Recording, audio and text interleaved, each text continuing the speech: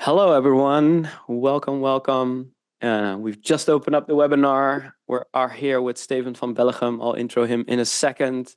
Hey, everyone. Thank you for joining. Hello. It will be really cool to see who's who. If you can, in the chat, drop your name and where you're from, then we know who we have in the audience. Amsterdam. Let me see if the chat is enabled, and otherwise you can use the QA. That also works. Will be lovely to hear and see who we got. We are doing this 11 a.m. in the morning in Europe, at least, so it's going to be fun to see who is showing up. Apologies to our US friends this time. If you are rewatching this on a recording, also nice to see you there. We'll start in a minute when everyone has time to check in, set up their Zoom, and I see everyone flowing in. Carmen from Luxembourg and Petter from Prague. Hello, Victoria from London. Margareta from Sweden. Steven Essen. Nice. Xenia from Eindhoven. Christian from Austria. Oh, now it's going really fast. Finland, Copenhagen. David from Belgium. Yeah, I haven't seen anyone from US yet, so no one is taking the midnight oil here. The East Coast for them. Yeah, so maybe that's going to be early. Scotland, Rotterdam, Canterbury. Hello, everyone. Welcome. So I think we are settled in, and a warm welcome to Steven Van Belleghem. This is a special one. We are going to do something slightly different today, and I will intro Steven first and then set us up for the next hour. So I don't really think he needs an intro, but I'll try anyway, because we share a love for diamonds. His book is called Diamond in the Rough, and he talks about how companies are actually customer obsessed and are basically all a diamond in the rough with a huge potential. And of course, it's the same how we think about it with our journey management approach, what we're seeing in many businesses. They are saying we're customer-centric, but in reality, it's really hard to have customers agree with that statement. And we're going to unpack all of that. We always say triple diamonds are forever. I mean, I'm wearing our shirt. So the love for diamonds is great, but I will intro Steven a little bit more. He has a passion or a love for Disney. He was even featured in a Disney film, and that's a nice for the Q&A today.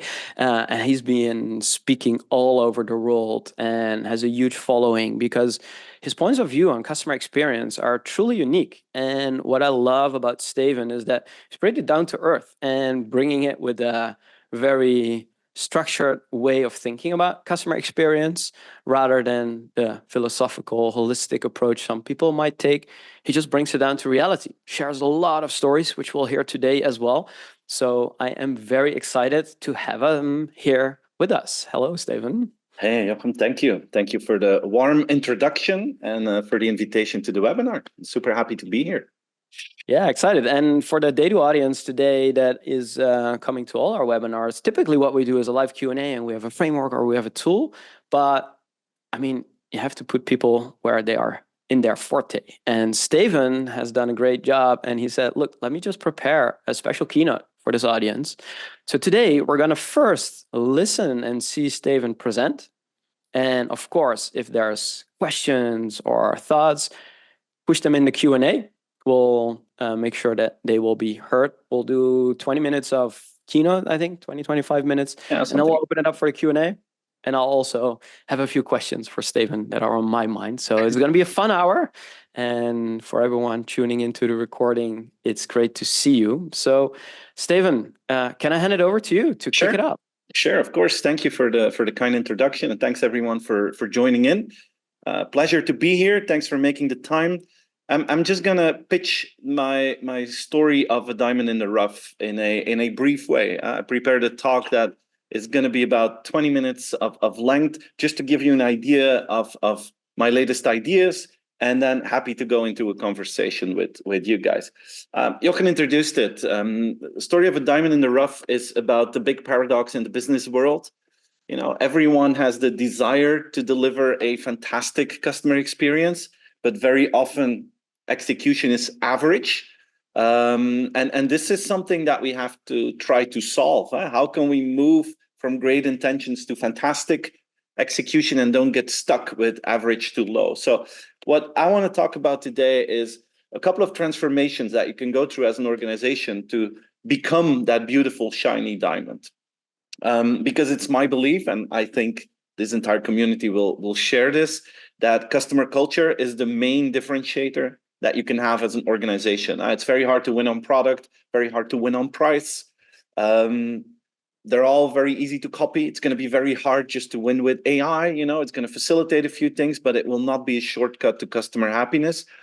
Customer culture is something that is very difficult to copy. It's something that is difficult to install if you don't have that. And it's all about having the right mindset and making the right decisions to become that beautiful, shiny diamond. So I'm going to walk you through 4 transformations. The first one is really about the mindset. We have this wonderful international audience here. You're from all over the world. I even saw people from New Zealand checking in, so that's amazing. If you would open the news app on your phone right now, this will probably be the summary of the news items that you see there. It's the end of the world. It's a doom scenario after doom scenario. It's all super negative. It's all super scary. And if we don't have a crisis, they invent one or they predict one.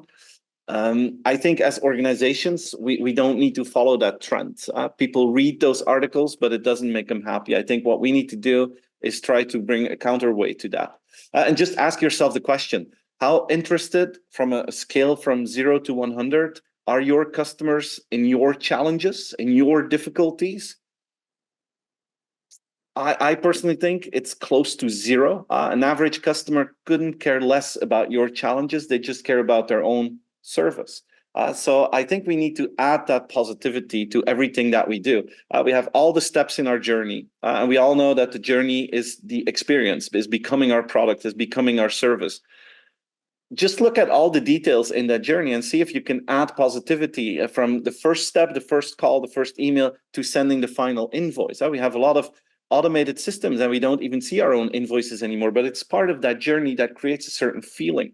And if we do it right, we can create impact. And you can do it on a micro level, like checking the communication about invoices or proposals, or you can do it on a more holistic level and see how can we, with all the strengths that we have, how can we create positivity and create impact for society and so for our business. A couple of months ago, I was in Miami going on an inspiration trip about customer culture. And one of the places I went was the Miami Beach Police Department, not as a customer of them, but as a friend of the house. And I was super excited about their philosophy and how they work. The Miami Beach Police Department is seen as one of the best police departments in the US. Officers from all over the country come there to learn from them. And they are one of those best examples I've ever seen of a company really thinking about the day after tomorrow. In one of my books, I've worked with this model here, the simplest management model in the history of management models, asking companies not just to focus on today, not just on tomorrow, but also look towards the day after tomorrow. Well, the Miami Beach Police Department really is thinking about the day after tomorrow, because Miami Beach is a super cool place. You have a lot of very rich and very wealthy people, but 15% of the population are poor people, are less fortunate.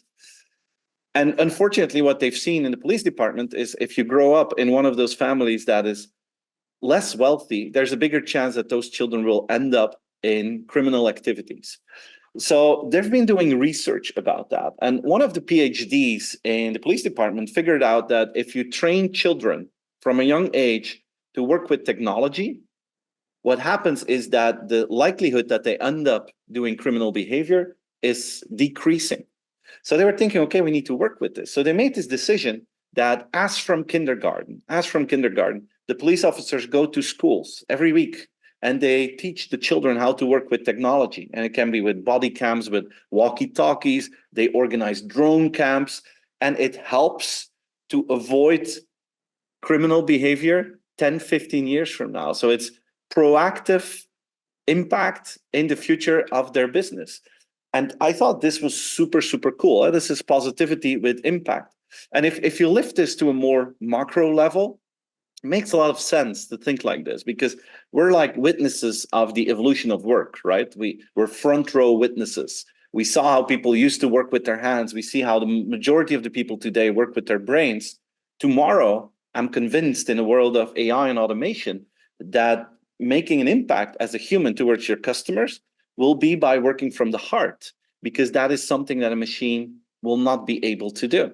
And what the Miami Beach Police Department is doing here is working from the heart. So the first fundamental question is this: do you want to sell products or do you want to create positive change? What is our mindset? Transformation number one. Transformation number two is about credibility. One of the roadblocks in becoming really customer-centric is that the team doesn't always believe the leaders that the leader is serious about being customer-centric. If you have to convince your team to act in a customer-centric way, it usually means they don't believe you. So what I brought today for you guys, you're all CX professionals, is 3 questions to assess yourself, but also assess your organization, assess your leadership team, to see how they react to certain things. You know, because the decisions that you take throughout the journey enable a certain belief and enable a certain quality in delivery. So this is the first question. How do you deal with opposing interests? Let me give you an example. Maybe some of you work in the telco industry. I don't know. But if you do, I'm convinced that your company will have sleeping subscriptions. Every telco that I worked with around the world has sleeping accounts, which means that maybe some of you have an iPad somewhere with a SIM card in it, and you've forgotten about that. But monthly, you pay a small fee for that SIM card. You have forgotten about it, but the telco still knows. They perfectly know. And then is the question, what do you do with this? There are a number of things, number of options you have. You can let them sleep. They didn't cancel the contract, so you're not doing anything wrong. Or you could say, we're going to call them, we're going to warn them, and then we're going to ask them how to proceed.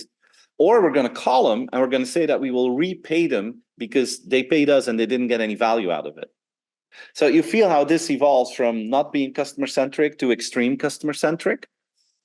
And the funny thing is this: every telco I worked with has sleeping accounts. They all have a PowerPoint slide that says we are customer obsessed. And every single one of them just let the customer sleep for the obvious reasons. What is your mindset with opposing interests? The real question is this: are you willing to hurt yourself in the short run to gain trust in the long run? Question number one. Question number two is this: when something goes wrong, what is your mindset? Are you a fixer, or are you a let's find out what went wrong? Let's find out who made the mistake person.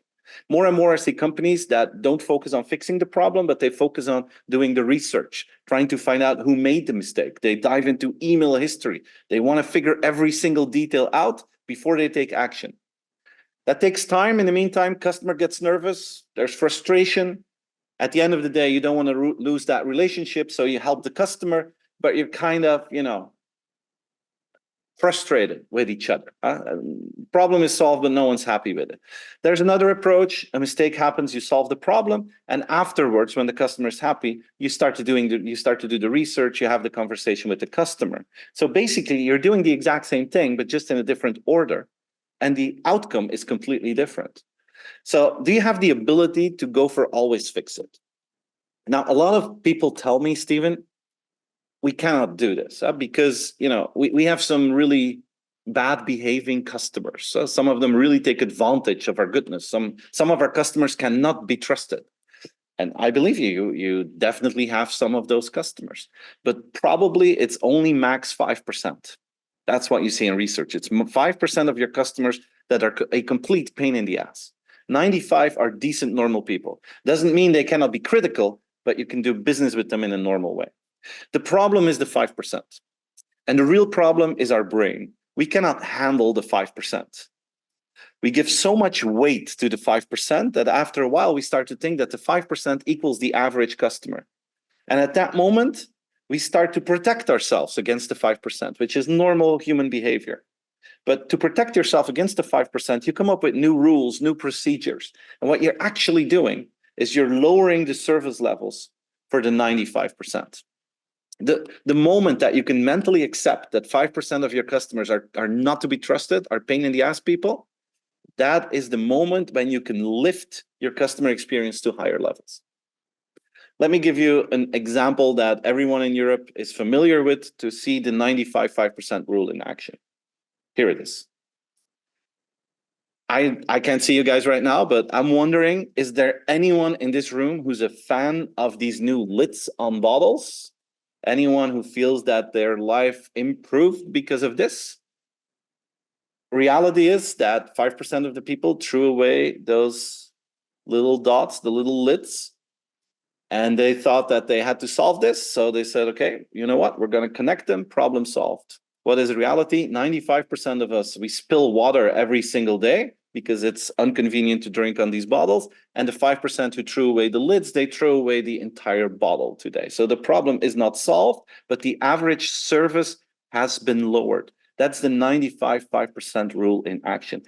The second that you get over that, that's the moment when you can start to fix problems right away. Question number 3 is this. How empowered is your team?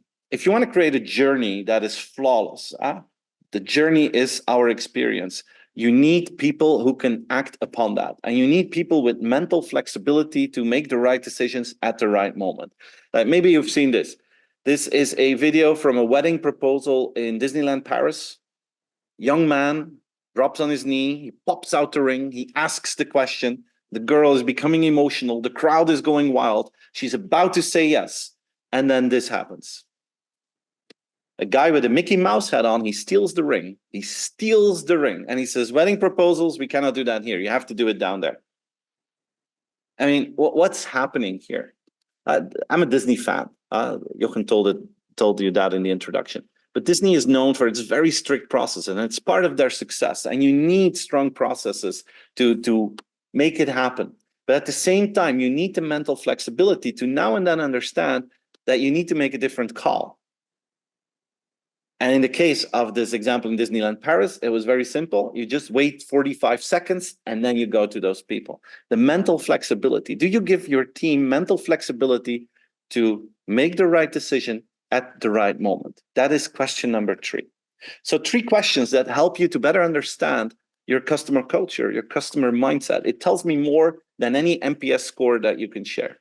And it makes your team believe or disbelieve you based on the micro decisions you make every single day on these 3 topics. That is transformation number 2. Number 3 is about understanding customers. And I want to just take one thing out here. The whole concept of empathy. I fully get the importance of empathy, but I also feel in a business environment that empathy is too vague. It's not business vocabulary enough. So I changed a little bit, and I started to work with this concept that I call effective empathy. And I basically learned it from the people from this hotel, Atlantis de Palm in Dubai. Iconic hotel, very high service standards. I had the pleasure to work with them. And they do a lot of things to make their customers happy. The entire journey from A to Z is flawless. It's amazing. They have the mental flexibility. It's super cool. And I wanted to learn more. And I discovered that they have some sort of a ritual every single day. Their CEO, Tom Roelens, he told me that every day I start my day with a short meeting about our customers. And it's super, super pragmatic. So they basically do this. They look at the list of questions that came in the day before from guests in their hotel. And if they see a question where they don't have a process for, where they don't have a journey for, and that question could be valuable for future guests, then that same day, they will install a new process.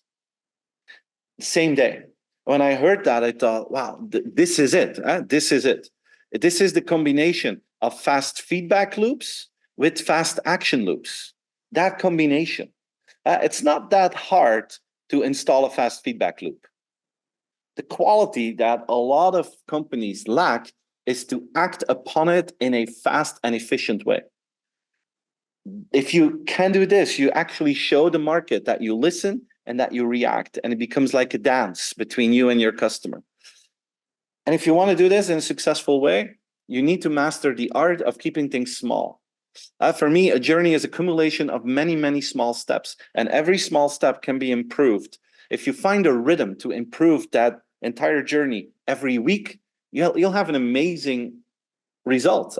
The result will be that you have the ability, you create the ability to say yes more often to your customers, which is a crucial quality. If you have the quality to say yes more often, by definition, you become more customer-centric. That's transformation number 3, effective empathy. The last one, loyalty. I have the feeling that we've been doing loyalty in a wrong way in marketing for the last few decades. Loyalty today in most companies is about transactions. And the loyalty starts from the customer, right? You have to buy 10 breads and the 11th is for free. You fly 50 times with Lufthansa and then they fast track you a little bit through security. So you have to do a lot of effort and then you get a little thingy back. Super transactional. It starts from the customer. I think we need to turn that around. I think that loyalty is about emotions. And I think the initiative should start with the organization. So this is the wrong question. How can we make our customers more loyal? It's fundamentally wrong because the answer to this is a marketing gimmick. It's not about loyalty. It's about transactions. It's about conversion. Loyalty is about something else. Loyalty in my world starts from the organization. And this is the right question. How can we show our loyalty to our customers? A couple of years ago, actually, I shared this idea for the first time. And there was a lady in the room that worked for a chocolate company here in Belgium. And she saw this and she thought, this is so cool. I'm going to do something with that. So she went home, made a PowerPoint with an idea. She said, what I want to do is I want to give our customers 2 free chocolates every single time when we have an innovation. It's going to be about 10 times a year. And the definition of a customer is someone who bought 1 chocolate. They got about 500,000 people that are their customers. 10 times a year, they want to give away 2 chocolates. Can you imagine how that discussion went in the boardroom? Where you get the typical reaction. Someone said, well, Isabel, thank you. This is a cool idea. We love your initiative. But just to be sure, just to make sure I understand your idea here, you want us to set up an entire new production line? You want to make 10 million chocolates and you want to give them away for free. Is that your idea? And then she was like, yeah, if you say it like that, it doesn't sound so smart anymore. But yeah, that's actually my idea. I think in most companies, you get fired for an idea like this because you're destroying value. It's insane. But still, this is exactly what Neuhaus did. Neuhaus, premium Belgian chocolate brand, 10 times a year, they sent to 500,000 people a voucher for 2 free chocolates. You just have to go to their store, pick up the chocolates. There are no strings attached. So you don't have to buy anything else. You just walk in, you take your free chocolates, and you walk out. So the question is, are they brilliant or are they complete idiots? If you look back now, they've been doing this for 3 years. I think the conclusion is they're probably brilliant because a number of things are happening here. First of all, not everyone picks up those chocolates, obviously. But more importantly, people go to the store to pick up the chocolates. And guess what happens when they get into the store? 65% of them buy something else because they see things, they smell things, they have human decency. I'm getting something, so I need to buy something. I might as well buy my present here for, Mother's Day. And it just works. Since they've been doing this, their revenue, bam, is going up. But they had the guts to understand that if you show loyalty to a customer, you will get loyalty back in return. If you put this idea in an Excel sheet, it becomes the most depressing Excel sheet in corporate history. And you will always decide not to do it. But if you think back to transformation number 1, working from the heart, adding positivity in your journey, this is exactly what they do. They show loyalty to their customers. And it's a completely new philosophy. Hardly anyone is doing it. So if you think like this, you instantly stand out. To write my book, I've been going deep into the research of customer loyalty, and I made a summary to think about what really creates deep loyalty. And this looks a little bit complex, but in essence, it's this. You need to have your basics right. You have to make sure the entire journey is up to standards. And then at the right moment in the journey, you add emotion. And getting the basics right, it sounds easy, but it isn't for everyone. A lot of people are still suffering from getting those basics right, but it's part of the process, right? But the opportunity is here. Can you add emotion, positive emotion to the journey? And I'm happy to recommend you this book, The Power of Moments by Dan and Chip Heath. it's one of my favorite customer experience books, and they study the right moment to create emotion. You don't have to create emotion every single time. Flawlessness is important every single time, but emotion, you have to find the right moment. And they study the behavior of people visiting Disney World. And if you make an analysis of every step of the day when you go to Disney World, not every step is fun. Like, you have to wake up early, right? Because you want to be early at the gates. You want to maximize your day. Waking up early on a holiday isn't always fun. And then you get there and you see, like, oh my God, thousands of people woke up earlier than me. And it's like the first disappointment that you have in your day. But then you have Space Mountain and you think, oh, wow, this is super cool. The adrenaline goes through your body. You're super excited to be there. Then you're hungry. You have a overpriced average quality lunch. Then you do some more rides. You wait in line for hours. And just the moment when you get sick and tired of the whole thing, they start with their closing ceremony with the iconic Disney music, the fireworks, and you think, oh, this is the happiest place on earth. That thank God that we came. Now, if you make the analysis of every step throughout that day, you will get an average satisfaction score of 6.5. But if you ask people 1 week later how their trip to Disney World was, you will get an average score of 9.5. This, my friends, is the power of moments in action. What you need is a peak and a transition. You can add emotion at the peak and at the transition, but you have to look at it from the customer point of view. Maybe for you, the peak is getting the sale closed, the deal is closed, and transition is maybe installing the project. Maybe for a customer, it's completely different. So you have to understand this from a customer point of view. But the fact that we don't add emotion at the right moment in our journeys, the consequence of that is that throughout the thousands of interactions that we have with companies every week, most of them are forgettable. So if you understand what the crucial moments in that journey is, and you can make them memorable, that is the moment when you add deep loyalty to your relationship. You get your basics right, you help people, you solve problems, and you swallow your own pain. You go for personalization, but you add positive emotion to the whole thing. And the reason why we're doing this is very simple. If you succeed in this, people will come more, they will buy more, and they will bring their friends. And that is the fourth transformation to become that beautiful, shiny diamond. Positivity with impact. Make sure your team believes you. Micro decisions, micro communication, effective empathy. We listen and we act quickly. And we show loyalty to our customers. 4 transformations that help you become that beautiful, shiny diamond. Now, I'm at the end of my pitch to you guys. I just want to end with a quote, my favorite quote from Admiral McRaven, a former Navy SEAL, who says, if you want to change the world, start by making up your bed every single day. Because if you can't succeed in the small things in life, how could you possibly succeed in the big things in life? And I think this is what customer experience is about. You need the mindset, you need the execution. And if you can combine both, and if you see the power of improving 50 small things in the next 6 months, the accumulation of that, the impact of that will be insane and will help you to become that beautiful, shiny diamond. That's what I had for you as an introduction. Looking forward to having a conversation about this. If you like my work, feel free to check me out on Instagram, LinkedIn, YouTube. I'm sharing content on all of those channels. But I want to end with a small gift for you guys. The reason that I wrote the book, A Diamond in the Rough, is to inspire people like you to act in a more customer-centric way, right? And I believe all of you can do that as from tomorrow, not with huge investments, not with huge changes, but the accumulation of a lot of small things. But a book was not enough. So I wanted to create a workbook as well, really to get you going. And if you scan this QR code, you can download the workbook for free.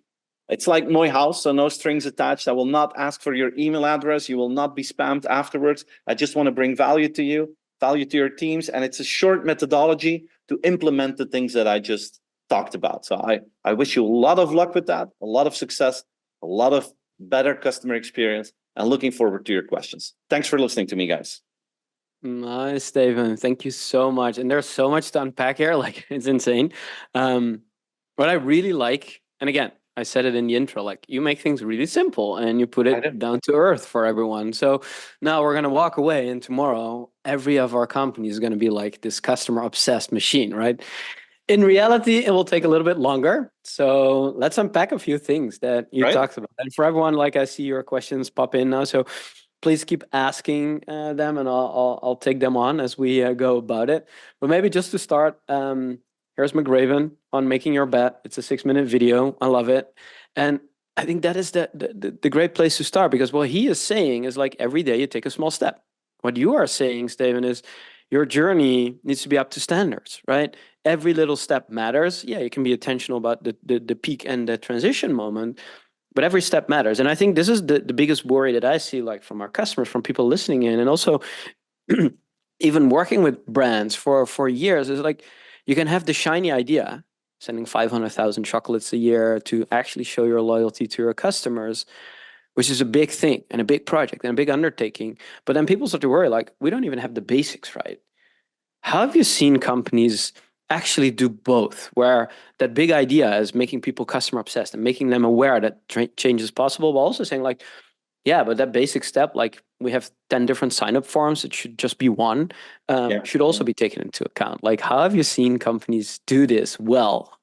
Yeah, well, thanks for that question. I fully agree, Jochem. And my one of my favorite and most successful concepts that I've been working with in the past few years is what I call friction hunting. I always invite people to start with friction hunting in their organization. And friction hunting is a very simple, cool thing to do. The definition for me of a friction is a place in your journey where you waste the time of your customers, where you make it too complex for your customers, and where you look for the easy way out for you. And because of that, your customer is suffering. Identify those frictions. And you can do that based on market research. You can do that by talking to your customers. But very often, what I've seen is that the people within the organization already know where those friction points are, but because it's small things, no one pays attention to it. So what you need to do is you bring together a group of 20 people, you split them up in groups of 5, and you say, look, in the next half hour, we're going to come up with 20 frictions. And you don't talk about solutions. You don't argue, is it a friction or not? No, you just make a list of 20. Once you have the list, you go back over the list and you split them up in 2 groups. Easy to solve, difficult to solve. Then you park the difficult to solve.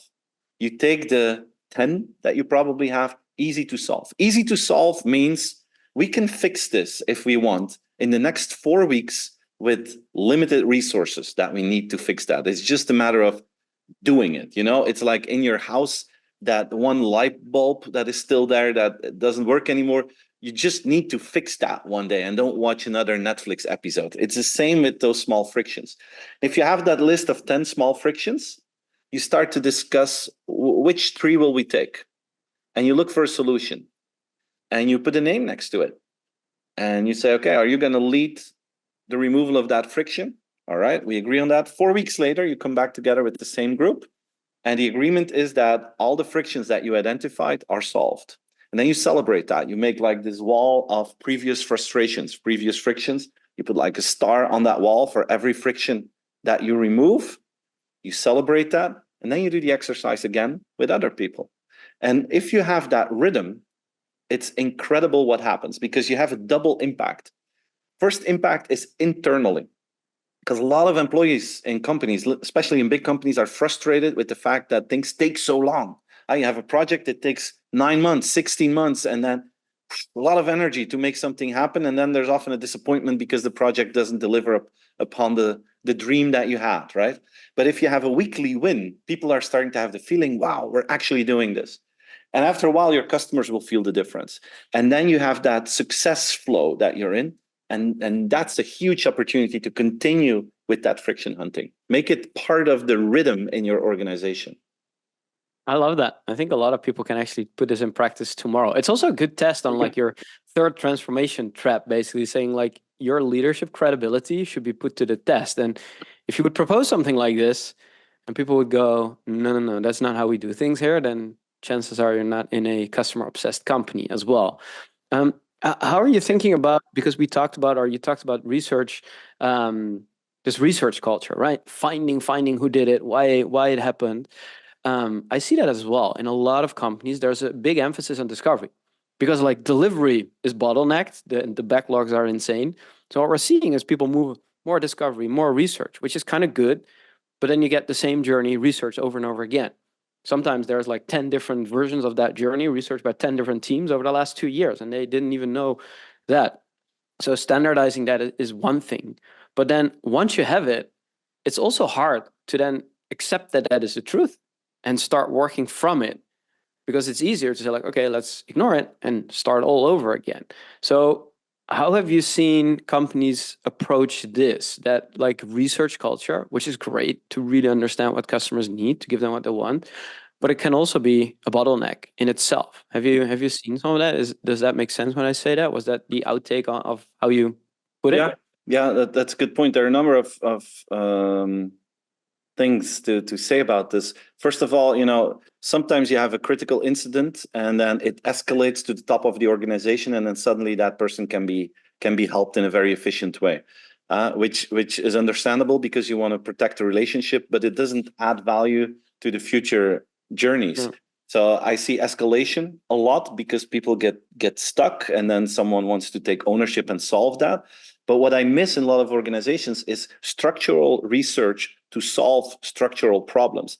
I hear a lot of companies that say, oh, we need 100 people more in customer support because we cannot handle all the questions. But they don't structurally solve the issues. So you have 30% of the people calling in for the same problem over and over again, but they don't solve it. They just add more people, which is insane. I think you need to really deep dive in all the complaints that you have, see what are the most repetitive things that we have here, and how can we help these customers? Can we help them with videos? Do we need to solve the problem? Can we proactively reach out to some of them? It will lower the workload on your end, but it will also make customers happy. So it's more efficient, happier customers. And this is something that I don't understand why, but most companies don't do that. And then the last thing that is an issue is the low percentage of solving the problem right away. I've been involved in a small construction project together with my family. We've been surprised in the last 3 months. I think 60 to 70% of all the people who come to us to fix a problem or to do something, they all have to come back a second or a third time because they weren't prepared, because they brought the wrong materials, because they made the wrong assumptions. They didn't ask us the right questions. So they arrive, and after half an hour, they say, we cannot fix it. We'll have to make another appointment. And then then the planning makes the appointment. It takes time. It's like, guys, just get your act together, make sure you can do things in one single time. That is reducing the workload significantly. So those are a lot of the challenges I think that companies need to invest time in. And somehow there's not enough people investing time in that. And then you get like in this negative spiral that creates stress and frustration on both sides of the relationship. Yeah, the other thing I'm also noticing is that when there's no like shared source of truth where we say like, hey, this is all we know about the customers. Here's all the opportunities that we already uncovered. Here's all the friction points, right? And it's like a tiny opportunity, not a big one that we want to like put a value prop against and start doing the 60-month project, but like do a small project. But not having that source of truth would also help people to like not be able to know if it's the right thing to do or not. And I think that is from something from leadership come up. We have interesting data that shows like, first year, about 80 journeys to 150 journeys are created in let's say a complete customer experience framework or a lifecycle model. But then you reach a point of diminishing returns, right? This is like B2C, and then maybe you want to do another for B2B, but like you reach a point of diminishing returns. You have the full context. There's not much more you can do. And then you can go deep. But if you don't have that context, it's like every journey is on its own. Almost. So this is another thing I'm seeing, like companies that are investing in this are way better positioned to give their employees, to give everyone in the frontline staff, and I have a question on that, the mandate to actually execute. I had a question on that, by the way. You said to keep things simple, and in your language is super important. Frontline staff is something we refer to a lot, right, in big companies. You have a pretty strong point of view on the name of that. Want to share that? Sure. Frontline staff. Yeah, I've been using it a lot myself in the past, but suddenly I realized like, what is the front line, right? Who are we sending to the front line? it's the most dangerous place in the war. If you look at Ukraine, Russia today, the one place you don't want to be is in the front line. It's dangerous. It's where you meet people that want to kill you, people that want to attack you. You have to defend yourself. You have to be armed to the teeth. And that's how we call people who have to deliver customer service front line. We're sending them to the most dangerous place of the company. To those 5%, right? That's who we will meet there. I think we will need to rephrase that, like customer happiness zone, or I don't know what, but something more positive, because frontline is a very negative term that we use way too much. Yeah. The rephrasing is a theme I noticed with what you shared, right? It's also the subtlety on like customer loyalty. Like we should be loyal to them. Yeah. Are we asking that question versus the other way around? And I think that is also like powerful if for everyone who's listening in their company can flip the script a tiny bit. Those are the nuances to actually bring in. Another dark pattern, maybe now we're here to go from like dark to the nice polished diamonds. Margaretha Leuvenholm, I hope I said that right, is asking, how do you confront people who believe in darker patterns of customer acquisition? So those who always say there's more money to be found in bait and hook business models. How would you approach that? Well, first of all, there's nothing wrong with trying to convince new customers to get on board. I think if you deliver value to them, that's perfectly fine. Bait and hook sounds less attractive as a potential customer. So it's a very difficult balance. I understand that in certain markets, the whole recruitment process for new customers works really well, brings in a lot of money. If you then deliver value after that, if you deliver upon promise or above promise, I think those customers will be fine with that. The danger is, of course, that you get them, that you trap them in, and that you then under-deliver. If you are in that situation, it will create a tremendous amount of negative word of mouth. And in the beginning, your bait and hook can still overcome that. But after a while, you're going to have so many disappointed people that pool will be bigger, and the negative influencing will be a negative impact on your business. If you do deliver upon that, it's probably going to work. I think one of the most aggressive companies that I personally met with bait and hook is fool.com. I don't know if you know that platform. It's like with financial advisors. So if you want to invest in the stock market, they have very good advice. And they once trapped me. It was like, oh, this is the next Amazon and this is going to have huge returns. And I was hooked. So I paid, and it's expensive. I had to pay $800 or so to become part of their community. But I was so curious. I paid it because I was greedy. Yeah? So I went in.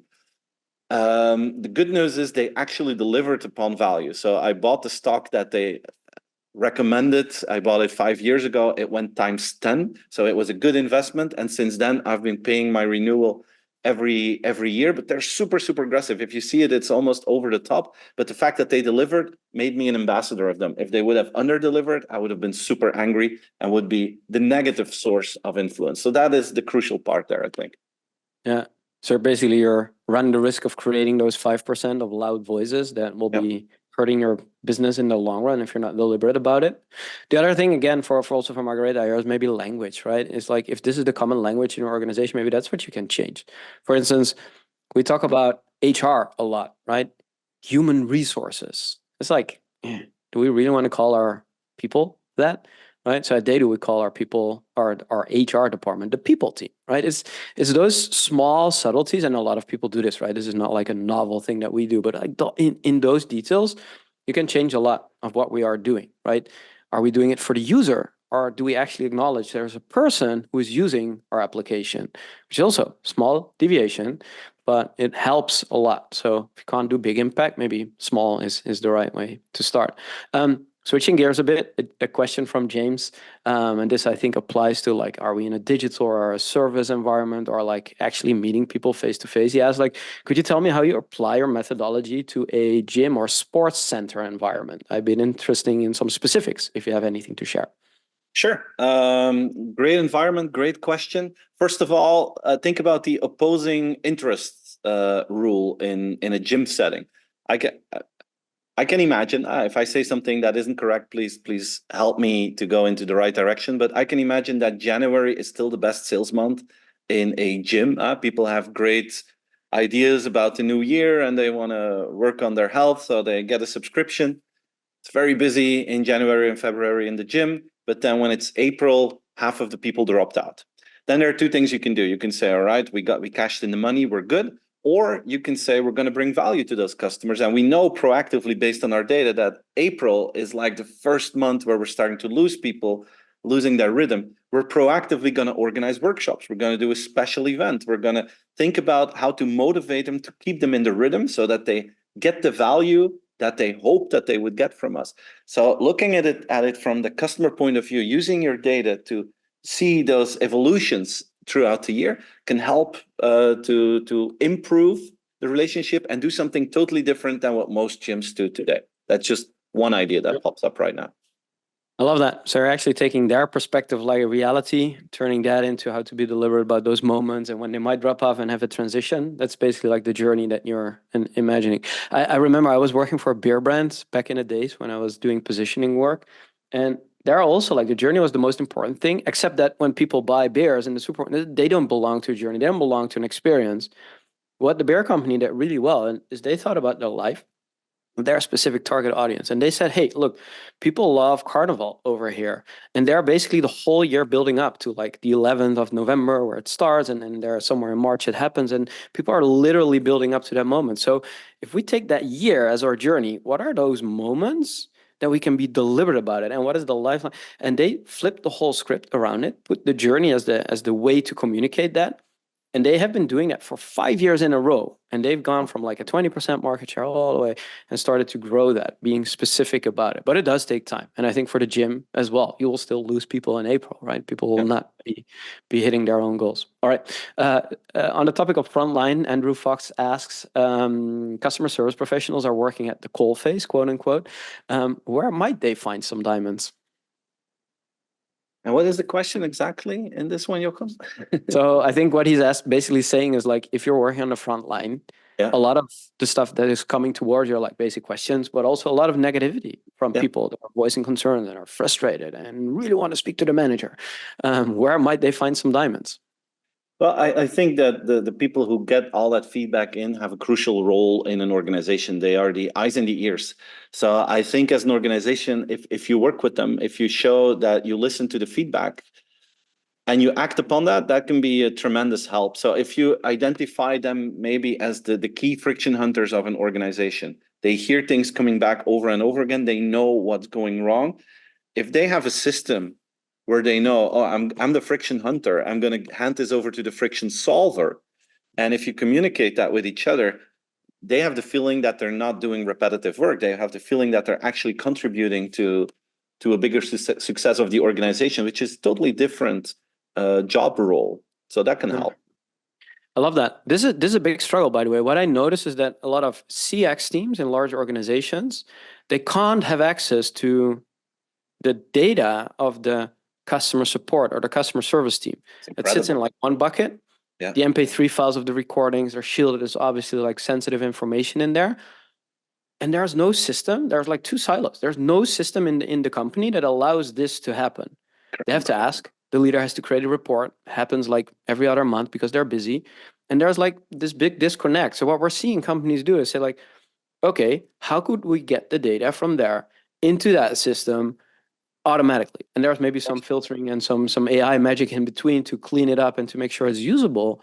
But that piece is such an obvious piece in the puzzle that a lot of large companies just haven't solved. So it's a surprising insight. I fully agree with that. Why do you think that is? Like, is it a matter of like org structures and again, leadership not being intentional? Why? It's decision making in the silos, and then the difficulty of doing that together, seeing the value for each other, KPIs that are just based on your team and not the other team. So the contact center manager has to work on efficiency versus customer experience team is trying to increase NPS, but they both have different agendas and they're not always aligned. So I think you need to merge that together. It's like an organization has like a marketing brain, a sales brain, a service brain. What we need to do is merge that together. My hope is that AI in the future will be able to assist that. If you can bring all that data together and you have like a central customer gateway That would be amazing. Right. I kind of know a company that's building that, but maybe that's Really? for another day. I'm wondering which one that is. Yeah, me too. Maybe we'll do another session on that. Hanneke Mulder, it's a good question, and a lot of people face this. Is like, what is your advice for CX professionals if the short-term focus in your organization is wins again over the longer term and all focus is on sales revenue? This is a lot of companies right now. There's a lot of companies, and the focus is very often on sales revenue because you have the pressure and the company needs to make money. So that makes a lot of sense. Of course, we all would like to do things on the long term as well. But if you're really in an organization that is really short term and short term only, then you have to play this game in the beginning as well. Don't fight the macro thing. Join that philosophy, but use it in a smart way. Like, go for friction hunting. Do friction hunting for a year and a half and show the value that you can create with your small efforts, the accumulation of the small efforts, and it will help to create more sales, and that will increase your value for the organization. And over time, you're softening things, and it will give you the authority to do more long-term things as well. But first, you need to prove yourself in this short-term game. You won't be able to change that on your own. And the hard thing is CX is probably isolated. If I hear the thing that is under this question, one hack that I've seen work really well is that your sales people, the sales leaders, the people that are working, selling the solutions that you offer, they talk to customers all day. So again, if you can give them a bridge to give their concerns, the things that they care about back to you, that information typically doesn't live anywhere. All right, we now have Gong and all these kind of sales capture tools, but still, it's like in a bucket somewhere. So if you treat your sales leaders as frontline people, frontline staff that are like facing those scary customers, you can actually build that bridge and then bring that up to your leadership team on how you're going to like solve those frictions. So truly collaborating with them rather than figuring it out on your own might also help. Want to do a little brainstorm on an idea, Steven? I think Sure. Christina she works in an energy company right now, and she says, I'm thinking of the chocolate equivalent. You kind of give me energy for free in my eyes, especially out of sustainable reasons. So what would be a chocolate moment for us? Anyway, anything comes to mind? How would you approach that? Not right now. I think the power of moments in an energy contract is probably, I would say, the moment that you get the deal signed is probably, for you the peak. I think the peak moment is for the customer the first time they get a bill after a year, where they see that they made the right decision or that they are disappointed. So I think that moment is for them the peak, and the transition is going to be even 1 year later to see how is this evolving the second year. So I would try to understand how they feel. I would try to get a little bit of market understanding there, do a little bit of marketing research, and see what their expectations are at a moment like this. And you can give things away for free. That's something, but you can also celebrate the important moment with a customer. Like, I sometimes use the example of getting a mortgage to buy a house to a bank. The peak is the moment that you get the deal signed as a customer, because then you can buy the house, you become a homeowner. It's fantastic. But the transition is 20 years later when you do your final payment. And usually the bank understands the peak in the beginning, and they can do something because you became a client. They very often forget the transition after 20 years because, it's a different person in the bank. They don't care anymore because for them, it's just routine. But for you, it's a moment of glory. If as a bank, you would celebrate that moment together with the customer, that's also creating a moment. It's not just giving away things for free. It's understanding the emotion that you create or that could be created and then reinforcing that. And I would do something after the first year of being an energy client in an organization, because I think that's a key moment. That's purely my gut feeling.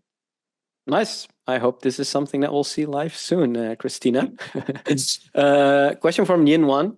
Hope I say that right. Have you seen an example of an organization which has successfully used systems or automation to identify those moments of truth so they can actually start intervening where emotions are highest and where human connection matters most?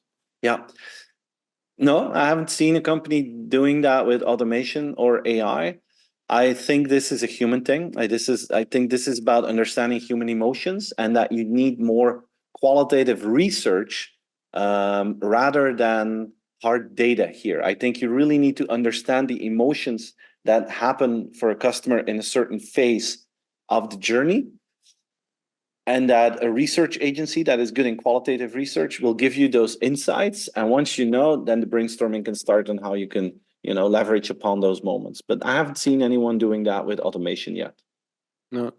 And you can also be wrong about those moments, right? It doesn't have to be right in the first place. You can try and impact the moment and then don't see a result, and then you also know. Yeah. That's also a way. And don't be afraid to do something. I've seen a lot of companies who understand the moments, but they're afraid to do something. Like I once had this photo production website, Smart Photo, one of the largest in Europe.